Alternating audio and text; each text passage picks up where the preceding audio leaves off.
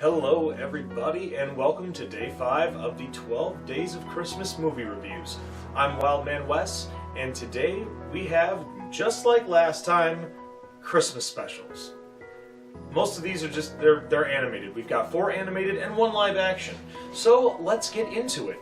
Our first review is going to be on Garfields Christmas. This came out in 1987. And in this cartoon, we have John Arbuckle and his pets Garfield and Odie taking a trip to the Arbuckle farm. While they get there, they get to see the rest of John's family, his parents, his brother Doc Boy, and as well as his grandmother. His grandmother is a little bit of a little sassy, a little bit, more reserved to herself during the holidays because recently at the time her husband had passed away. So it makes her really sad during the holidays. While all this is going on, Garfield and Odie are trying to find ways to make Christmas presents for people in the family. On Odie's side, he ends up making a back scratcher for Garfield, and Garfield stumbles upon a box full of old letters that John's grandmother received from her husband while they were dating. It roughly takes back maybe 40-50 years. At the end of the episode, everybody's happy. Grandmother feels better about Christmas, and that's it. What I like about this special is the fact that it's got 2 people, part of the voice actors. We have Pat Carroll playing the voice of Grandma Arbuckle. Most Disney fans would know her as the voice of Ursula from The Little Mermaid in the 1980s. And we also have David Landers playing Doc Boy. For people from the generation before me, probably know him as Squiggy on Laverne Shirley. There are some other little moments, especially in Garfield. There's a lot of double entendres that go on, a lot of inside jokes, and sometimes necessarily dirty. Sometimes kids don't get it, and sometimes Garfield is a family-friendly show, but there are nods that adults will laugh. One in particular, while they're driving to the farm, all of a sudden John says something along the lines of "smell that good farm smell," and Garfield says, "That's not what I smell," obviously referring to fecal matter. I'm toning down a little bit of this because, yeah, there is some stuff that we're going to be reviewing that is family friendly, but later on, as said at the beginning of this episode, there are things we are reviewing that are dubbed TVMA by the FTC. Actually, no, the FCC. Sorry, I'm having to deal with this whole COPPA thing lately, and it's just, it's been bugging me, but rabble. So, yeah, and another little double entendre. Grandma has a bunch of plates, and all of a sudden they start getting empty, and Doc Boy says something along the lines of, "Wow, Grandma, you're really piling down that food," and she says, "Yep, I'm eating for 2, which is kind of a joke, like, basically referencing pregnancy, because Doc Boy has a, what moment, so yeah. What I didn't like about it, not much. The only thing I could really say is, though it is a 20-minute special, I mean, normally it would be half hour with commercials, it just seemed too short. It really did. I don't know what it is, because usually with Garfield episodes, or especially these specials, they have a lot of musical numbers. Garfield Halloween had a ton of them, and so did this one, but it just seemed like there was more musical numbers and not so much exposition throughout the episode. So, I mean, that's really all that I have to say bad about it. Grade-wise, I would probably, because of the fact that there was less exposition and more music involved, I'm going to go ahead and give this one a solid B, because it's not a horrible situation, but regardless, it is something I could probably watch over and over and over again during the holidays. Moving on to our next review, we have a 2-part from the show Superhuman Samurai Cyber Squad from 1994. This was during the whole craze of Mighty Morphin Power Rangers and a lot of Americanized versions of Japanese shows such as Super Sentai and Kamen Rider, and this one pretty much follows the same trope.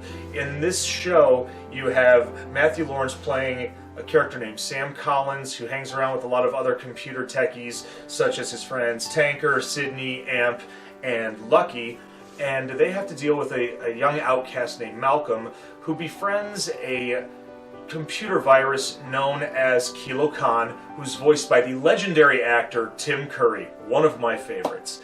in this two-parter, Kilo Khan and Malcolm are trying to figure out a way to get Sam to basically admit to the fact that he is the superhuman samurai, and they decide to pull him into the computer virus section of a computer where he has to don his Sentai type armor and fight a pretty much clone of Godzilla, some form of kaiju, and at the end of it he gets blasted with some form of powder, which after he gets out of the computer digital world, he starts touching presents, and apparently this computer virus hits the presents, and this is going to help locate where he is at all times.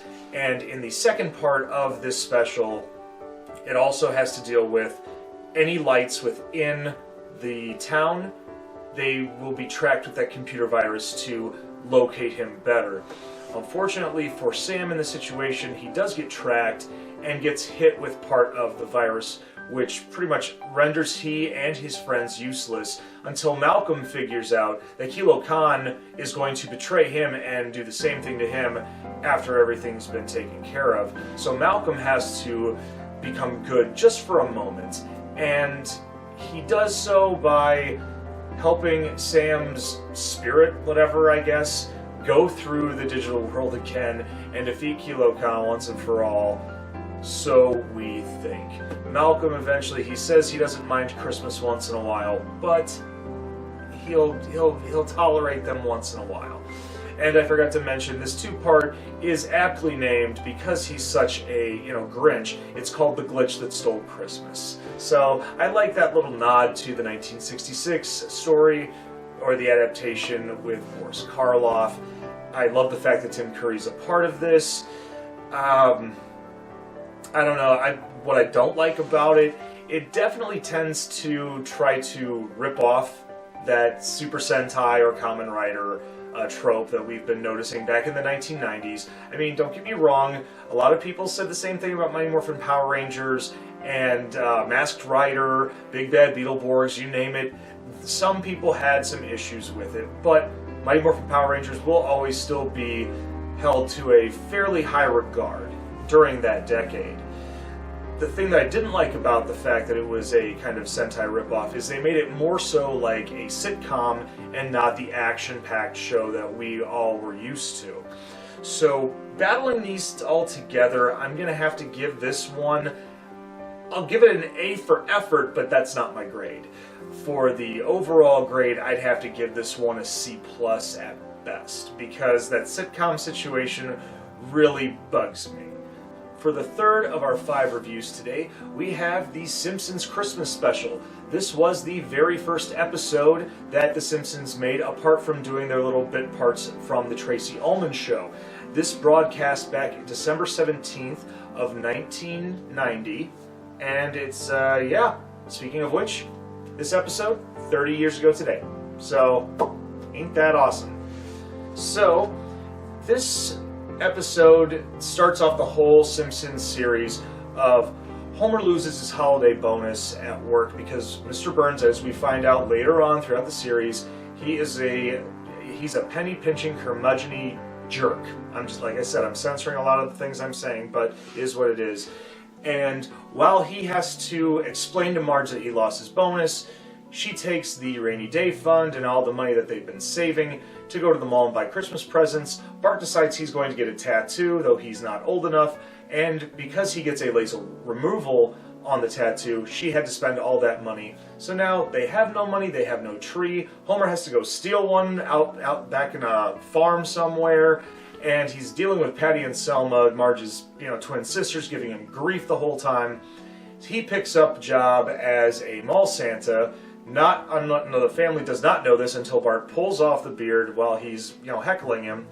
And when Homer gets his money, he realizes he's only getting $13. So he and his friend Barney, that is also a mall Santa, go to the racetracks to try to make more money. Unfortunately, Homer fails, but the dog that he put money on was called Santa's Little Helper, and the dog's owner decides he doesn't want him anymore, so they take the dog in, they bring it to the family, and that starts off the Simpsons series. I do like this episode very much because it's very, it's boom, boom, boom. You have your scenes. I mean, basically you have those beats in a show that just work perfectly. You have Homer dealing with multiple situations where he feels all is lost, but eventually everything is great in the end. And unfortunately, with how The Simpsons has declined over the last 30 years, and to what I understand, they will be off the air soon, I'll be fair. I'm going to give this one an A+. I love this one. I can watch this all the time. I mean, even if it's not the Christmas or holiday season, I can watch this. For our fourth of 5, we have a very special Family Guy Freakin' Christmas. This came out in 2001. It was the 16th episode from the 3rd season. This one is very similar to the Simpsons episode. A lot of things go wrong. Pretty much starts off with Peter is taking his friend Joe, who's a paraplegic, out drinking and caroling with his friends Cleveland and Quagmire, and he accidentally gives all the presents to charity, except for, he was supposed to just give one. Instead, them being drunk, he accidentally gave all of them away. During this whole situation, Lois is understanding. Stewie is trying to make sure that he is a good boy, and eventually wants to do everything he can so that Santa won't forget him during the holiday season. More chaos ensues where the family goes out to go take care of some things and go see the tree lighting, and Brian is left home alone at the house. The turkey gets burnt in the oven. The whole house basically almost goes up. And when they get back home, Lois is getting more and more distressed, but she's still trying to hold on to that Christmas spirit until she finds out they ran out of paper towels. Until Meg finds it, because it's Meg. Think about it.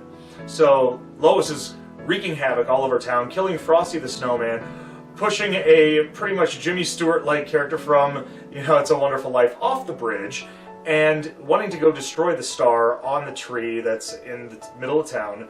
And eventually, Stewie and Peter give the Charlie Brown Christmas type speech about how things are overly commercialized and everything should be good and be good for Christmas because then Santa will give you presents. Lois starts to swell up a little bit, feels better, gets hit with the tranquilizer dart. They take her back home and they give that little ending kind of public service announcement about being good for the holidays and loving one another, and that's that. I do love this episode. However, the one thing that gets me is, and I'll admit, I've always been pro-Family Guy over The Simpsons. It is what it is. If people don't like that, I'm sorry. But hey, we've all got our preferences. However, good show, good episode, but it definitely mirrors that Simpsons episode a little bit. I wanted to counterbalance this a bit. So I'm going to give this episode a B+, because, hey, Simpsons did it. And speaking of the Simpsons did it joke, we move on to the 5th and final review of today's episode. We have the 1997 episode from South Park, Mr. Hankey, the Christmas Pooh. This was the 9th episode in Season 1 of South Park. It starts off with the kids of the school having a Christmas pageant, and they're doing a nativity scene. And Kyle is playing the character of Joseph. Now, his mother does not like this one bit because of the fact that they come from a Jewish family, and she's pretty offended by this. So she has an issue with it and lets everybody else know about it in town, about how offensive that Christmas is in town.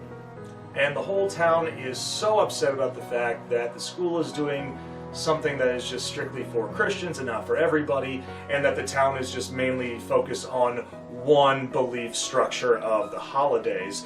So the mayor constructs a plan where they're going to get rid of everything that's just Christmas related or that somebody deems offensive.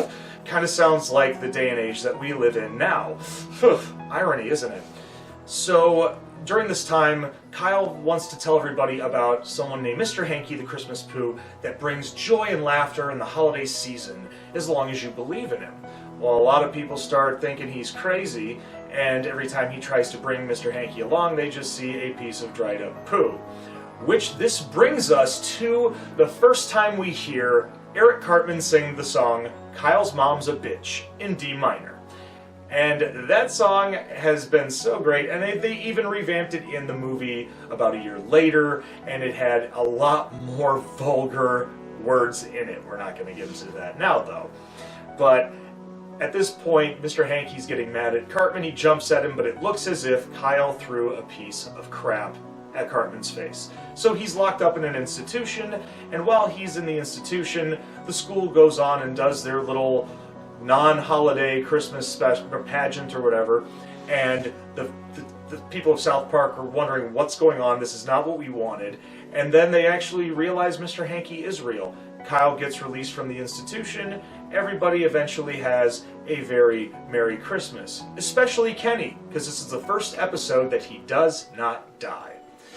So this one, I mean, I love everything about it just because of how irreverent it is and how they make fun of everybody, but at the same time, they make fun of themselves in the same process, because this definitely is one of those pot meeting the kettle episodes where somebody gets mad about something and then they want change and then they realize it's not what they wanted before and they want what's back because, hey, it's what they're used to. And then they see the light. I mean, which is what happens in a lot of Christmas or holiday shows. I mean, this one pretty much has like Christmas Carol, How the Grinch Stole Christmas, and a couple other ones like Year Without Santa Claus, Rudolph the Red-Nosed Reindeer, like I Want to Be a Dentist. Maybe Christmas doesn't come from a store. It has all this in a blender and boom, it's perfect. You know, to be fair, I'm not going to give it an A+ though. Because, like I said, you know, sometimes, at least they didn't rip off The Simpsons in this one, so that's great. I'll give this one a solid A. I'll give it a solid A. Just because of the fact that, you know, I've been very lenient on a lot of these episodes, and, you know, maybe I wanted to, you know, not give too many of them an A+. So that is the Christmas specials in a nutshell. We hope you enjoyed this episode. Make sure that you like, share, and as always, push the red button. Don't forget to ring that bell for instant notifications on Dragonfire Entertainment. If there's anything you want to see in the future, hey, there's a comment section below. Leave some requests. We'll be glad to do something for you. Whether it's a movie review, a beer review, whether it's a video game review, hopefully we'll be able to do some more of those and keep everything regulated that we don't get in trouble by FCC or anything like that, right? The FTC, see? All these C's, don't you see? I think we kind of all agree. But other than that, while you're at it, please look through a lot of other small channels, see what they're doing, and give them support. Hit some subscribe buttons for them too, because by 2020, we don't know who's still going to be around with small creators and small content. And isn't that what community is all about, especially during this time in the year? Well, other than that, I'm Wildman Wes, and we will see you tomorrow for Day 6 of the 12 Days of Christmas movie reviews. Take care and stay warm.